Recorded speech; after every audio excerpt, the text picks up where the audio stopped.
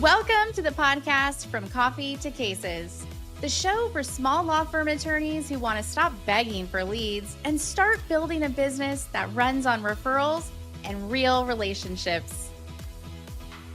Hello and welcome back to From Coffee to Cases with Delisi Friday. Delisi is the founder of First Call Friday, where she helps lawyers build referral systems backed by real data instead of wishful thinking. My name is Kevin Rosenquist, and today we're digging into a problem most firms don't even know they have: bad marketing data.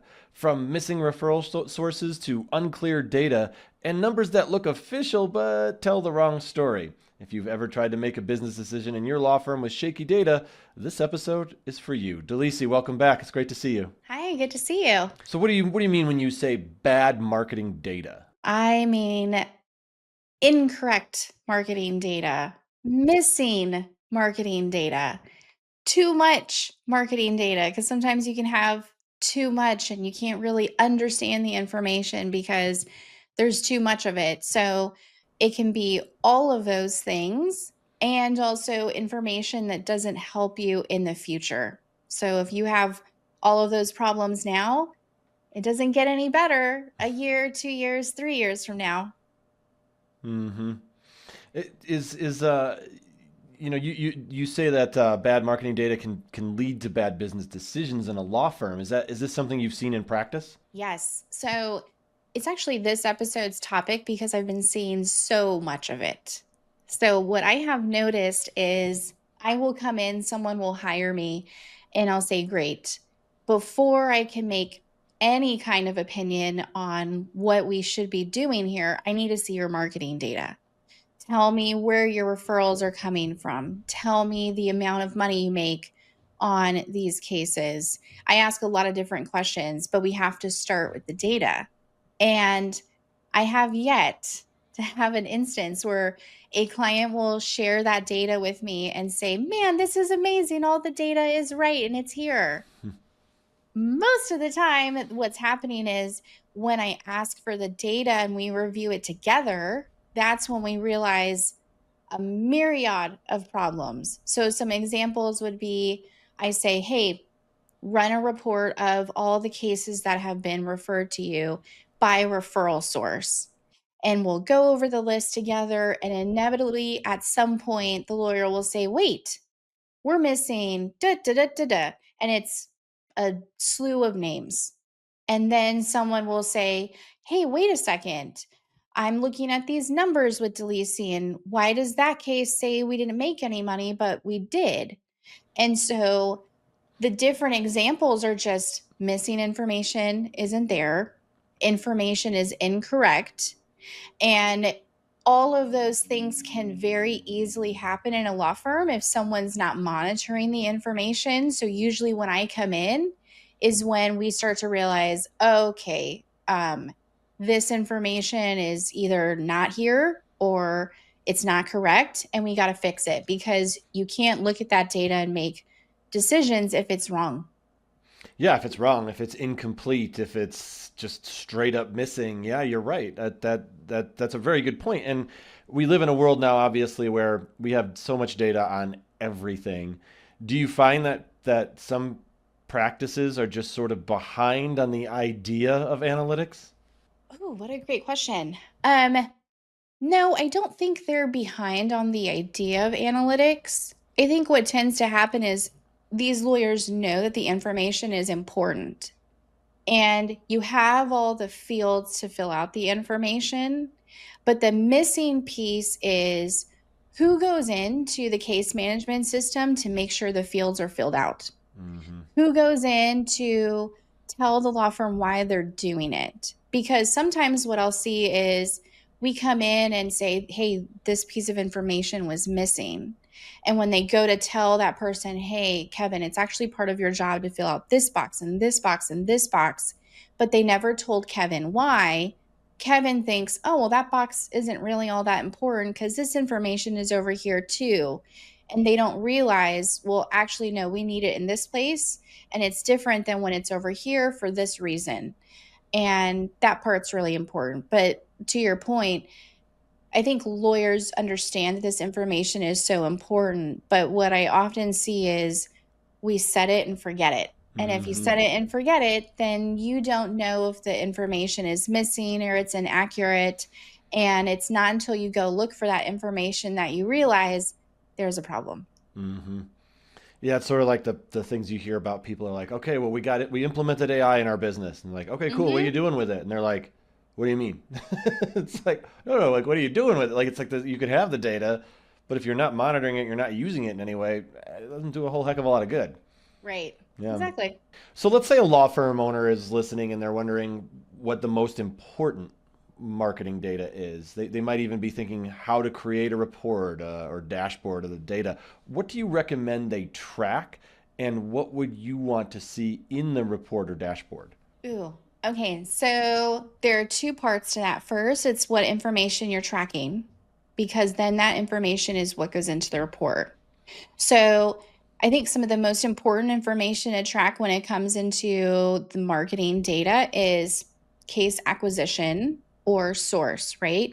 How did we obtain that case? Now, sometimes what I will see is people fill this information out and say, okay, we've got to get as detailed as possible with this information because we need to know where our cases are coming from. And there are times when you have too many options for this that it can actually hurt you. And I'll give you an example. I had a law firm that was tracking cases that came in where someone said it was social media.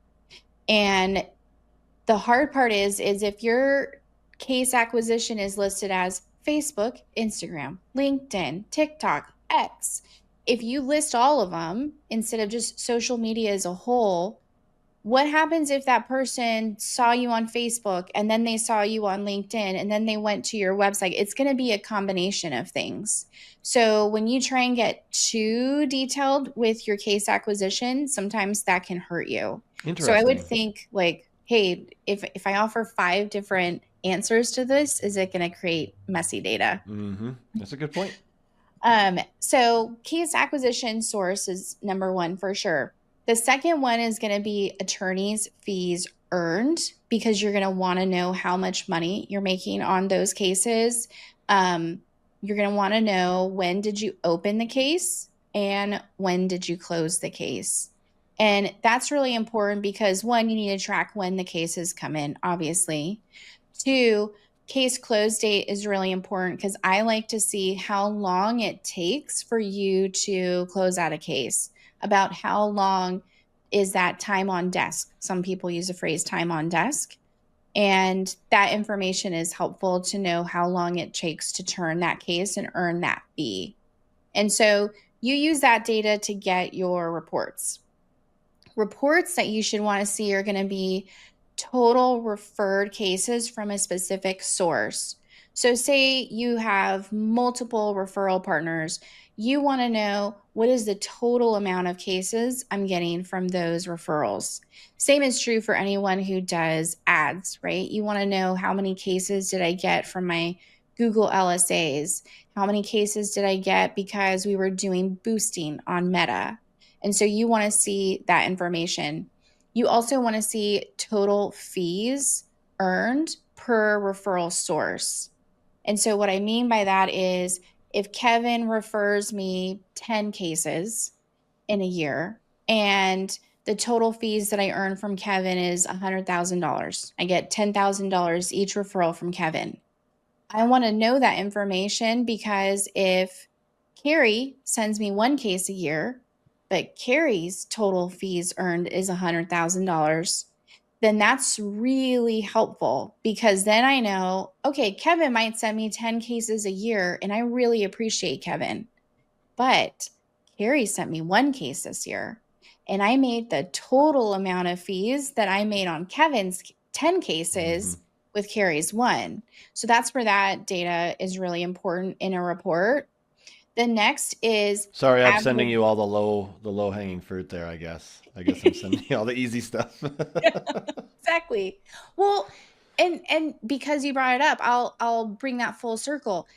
Yes, it's important to know that. If you send me 10 cases that all come in at $10,000, that's consistent work in my Mm-hmm. firm and I appreciate it. That $10,000 that's $10,000. That's That you wouldn't have meaningful. had without me. Yeah, yeah. Yes. But it's not until you run that kind of data that you understand why carry is so important. Mm-hmm. Because if I just looked at the picture with just the data, I would miss the fact that that one case from Carrie brought me in 10 times the amount that your 10 cases did. And that's where I see a lot of people make like have problems is they just run the reports and they're like, Kevin sent 10, Carrie sent 1. Kevin gets the great gift, Carrie gets the card. Well, wait a second. Did you look at how much money Yeah. Carrie Do you look made at the you? actual numbers of? Yeah, Yes, yeah. exactly. And so that's why these reports are so important because what is that? What's that phrase? Like you got to see the forest through the Yeah. trees. See the forest You through the know? trees. Yeah. Yes, that's exactly what it is with this report, right? You need to be able to see more than just the grand numbers when you're doing all of this. Um, the other report that's really important is the case open and case closed dates that I mentioned a second ago. That's really important because what I want to see is when is the date of their last referral and how many cases do I still have open? Because what you want to see is, okay, Kevin sent me 10 cases. I've only got 2 left. And so I know that I need to continue to stay top of mind with Kevin because pretty soon those cases are going to close and I don't have a reason to check in with him. And so date of last referral is important. And then the last is cost of acquisition. I want to be able to run a report and know, okay, how much money did I spend trying to stay top of mind with Kevin? How much money did I spend trying to stay top of mind with Carrie? And now let me compare that to all the other marketing that I'm doing because I want to know from like a numbers perspective. If I put, let's just say $50,000 into referral marketing and I spent $250,000 in my ads, I want to be able to know, okay, did my ads bring in more cases or did my referral marketing bring in more cases? And sometimes it's kind of hard to find out, but I need to have that data in order to find out where am I getting a better return on investment, if that makes sense. Mm-hmm. So Yeah. that's important. And the last thing I will say is some people might not be able to create the dashboard. Like just the regular reports are nice to have if that's all you can do right now. Sometimes a dashboard, you have to get someone to come in and create them. Yeah. As long as you have some simple reports that you can have created and you're looking at them consistently, that's really important to be looking at the data. It's great to track it and to have it, but if you don't run the reports and you're not looking at the data, then you can't improve. Yeah. You're not really doing. It's not really doing you any good. Yeah, Yeah. exactly. And for anyone listening who doesn't know, the dashboard is just sort of the look of everything, right? It references all the reports and puts it into one neat little place for you to see it, which is Mhm. really helpful if you can do it. And I highly recommend it to anyone who is not able to create a dashboard to have someone do it because it's nice to see that snapshot.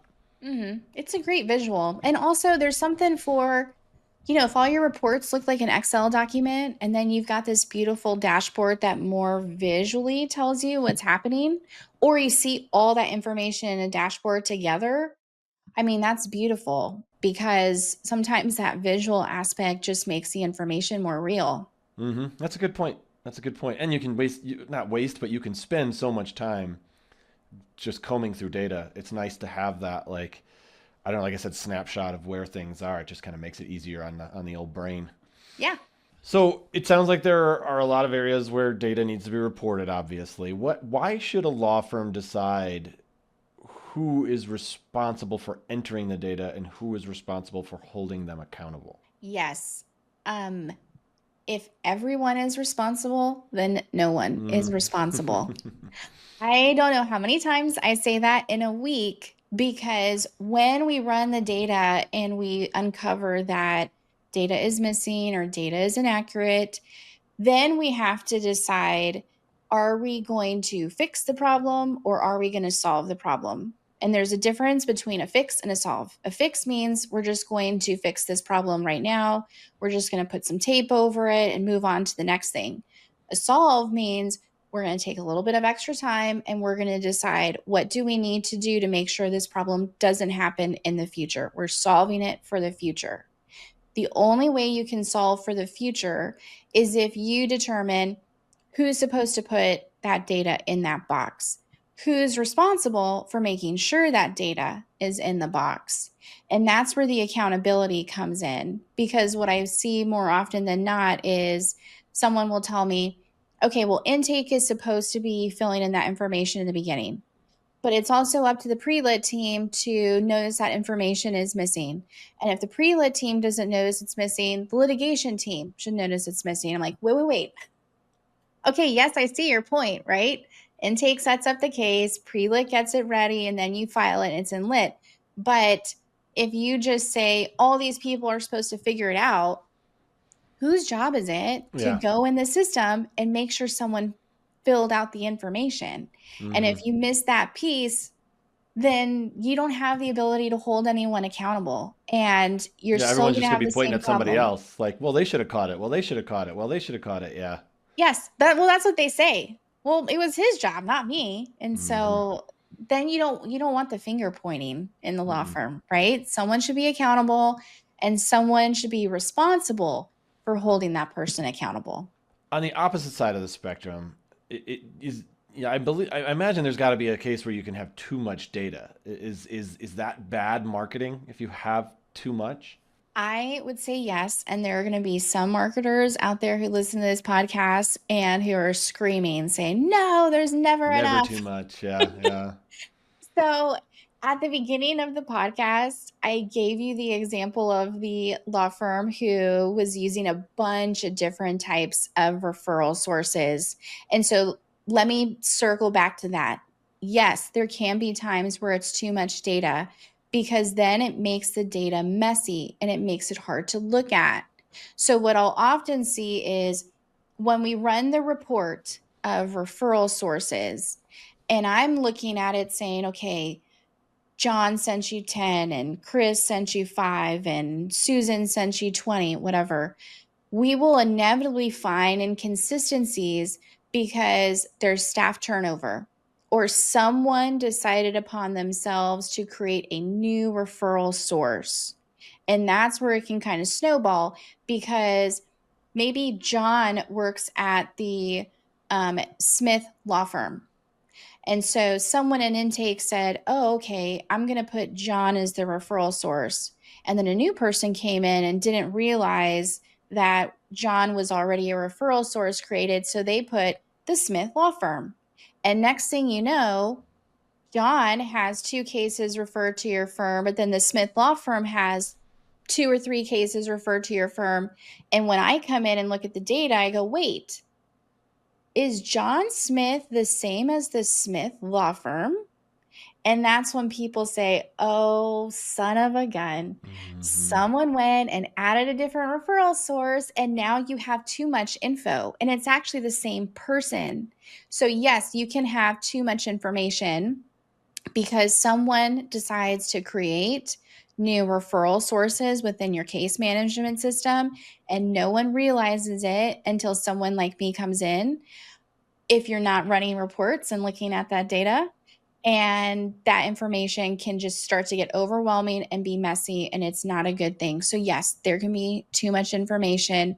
Going back to the example from earlier, if you say Google, Facebook, Instagram, Twitter, like if you break down too much information, that makes it hard for people to fill out instead of just saying social media, then your data can get a little bit too messy and it can be bad. Yeah, that makes sense too. Yeah, because you don't want to have you want to keep it as concise as possible too. You don't need 1,500 referral sources. Like limit it, like scale it back a little bit so you can kind of see where your numbers truly lie. Yeah. And Yeah, think about how hard it is to train intake on that. yeah, Can you imagine if you're trying to train your intake person? You're like, well, if it's this, then it's that. Like, you're going to confuse those people. There's going to be so absolutely. much human error that happens. Hmm. Yeah, well, good points. As always, Delisi. All right, well, thanks for listening to today's episode of From Coffee to Cases. Understanding your data doesn't have to be overwhelming. Small improvements in what you track can change everything about how your firm grows. The work you do now sets up smarter decisions for years to come. I hope you enjoyed this episode. If you have any questions or you have any ideas for topics, please do reach out to Delisi and let us know if you want to see anything. Delisi, what's the best way for people to reach out to you? If they go to the website to listen to the podcast, there is a contact page and there's a contact form. So if they go and click on contact, they can submit their questions that way, and then we can answer them on a future show. Would love that. That sounds great to me. All right. Well, Delisi, thank you so much for being here, and look forward to the next one. Sounds good. Thanks, Kevin. Thanks for tuning in. Be sure to like and subscribe to this podcast. And please share this episode with a peer who can also benefit from case referrals. For more information or to connect with me, Delisi Friday, visit firstcallfriday.com.